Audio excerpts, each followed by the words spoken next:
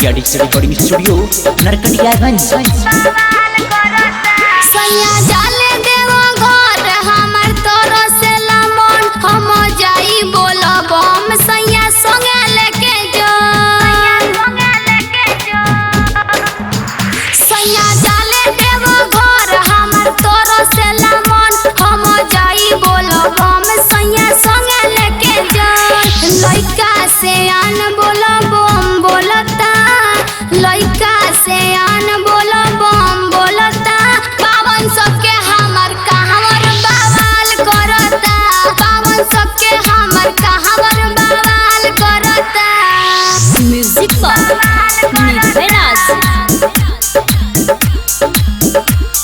पावन सबके हमर कहवर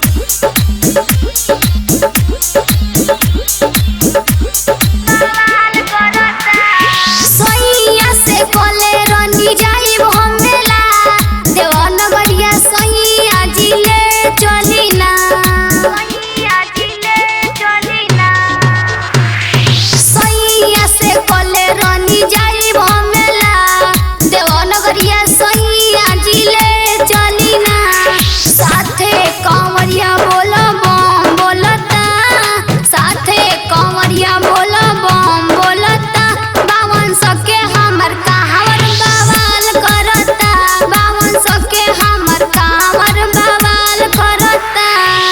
म्यूजिक पर निधराज बावन सबके हमर कहवर mix by Riya digital recording studio Narkatiaganj.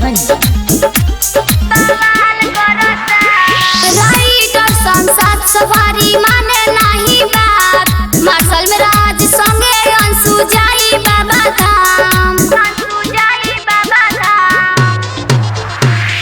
Writer संसार सवारी माने नहीं बात मार्शल में राज संगे अंशु जाई बाबा धाम शिवाजी के नगरी चमत्कार करता